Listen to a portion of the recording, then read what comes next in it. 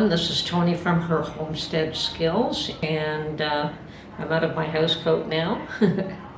I had started some chicken stock earlier this morning, very early this morning, because that's the best time of day to start your chicken stock. And it had been simmering for hours and hours and hours, and that's once again the best way I like to make it.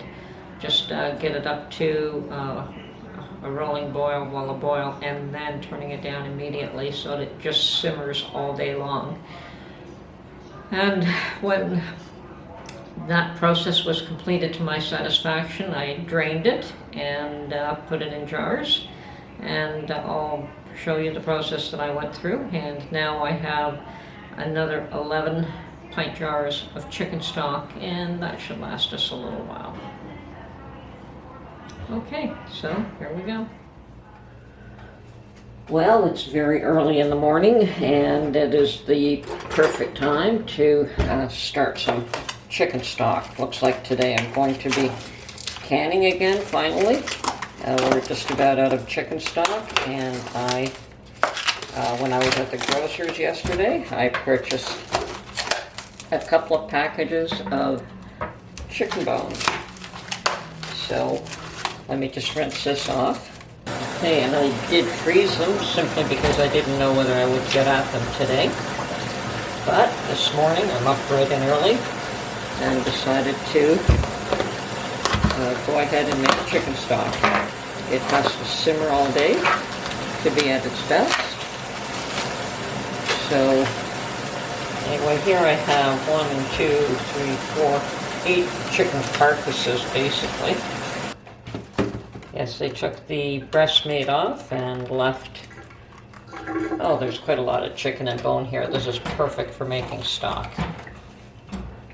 Okay, I'm going to let that warm up so that they can boil and separate, and then I'm going to add a few things to this. I have about a gallon and a half of water in this pot, but really I don't measure the water. It's just how much I can fit into the largest stock pot I have in the house. Okay. And you want this to simmer pretty much all day, nice and slow simmer. There, it's starting to come apart. Okay, well, this is not the lid that fits on this pot, but it works fine, so first one I could find and grab. Now, I've got a large onion here, and I'm just going to trim the ends off, and probably just quarter it and throw it in.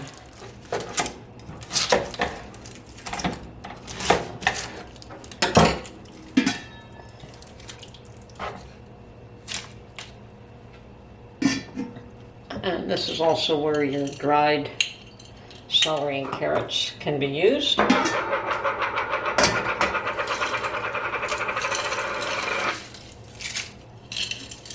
So I've got a handful of that, of my carrots.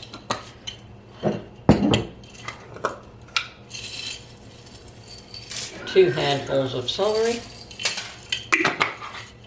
And that's a lot of celery because that's dried. Okay, put the lid on. When it comes to a boil, then we want to turn it down and let it simmer all day long. Now you can certainly add all kinds of spices to this if you want, or you can just leave it be and add the spices to your foods when you've made your when you're using your chicken stock to make whatever dish you're making. Okay, so I have my chicken stock all made up. I have my pressure canner on the stove with just over 3 quarts of water warming up because this stock is very hot. I have almost a dozen lids sitting in hot water. I have more than a dozen jars. I don't know how many I'll need. I also have another box of lids handy in case I need more. I have my vinegar ready to wipe the rims, and the balance of that vinegar will be put in the pressure canner. Okay, have my little magnetic wand, I guess, to lift up the lids. And here we go. I'm ready to start filling up these jars. Now I have strained the chicken stock. It had simmered for hours and hours and hours, and it's beautiful. But now I've strained it, and it's going into pint jars as we speak.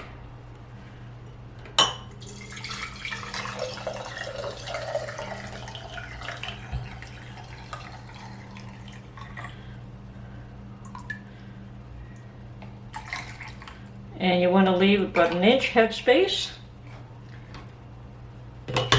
And I'm quite comfortable where an inch is, but if you need to measure it, please do.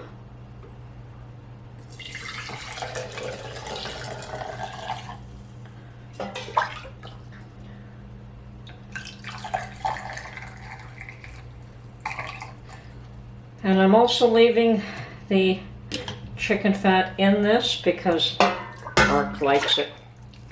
He says it gives it more flavor. So once again, we do try to accommodate each other's likes and dislikes here and there. So to me, it's a non-issue one way or the other. I would wait till it cooled off and take it off, or I could leave it in. It doesn't bother me one way or the other.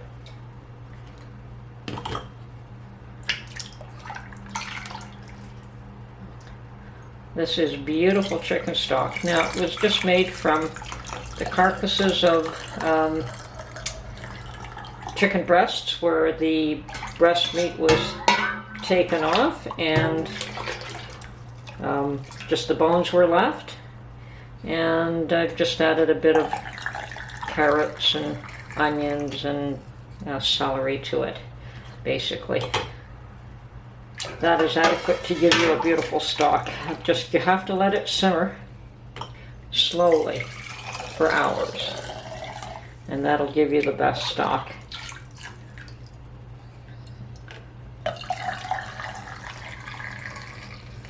I have no idea how many jars I'm going to get out of this, but I will fill them all up and then get back to you. Okay, so I've ended up with 11 pint jars, and I'm going to use my vinegar and a paper towel here and clean the rims off really well. And you specifically want to do this with a chicken stock because any little bit of grease on this could prevent a seal. Okay, so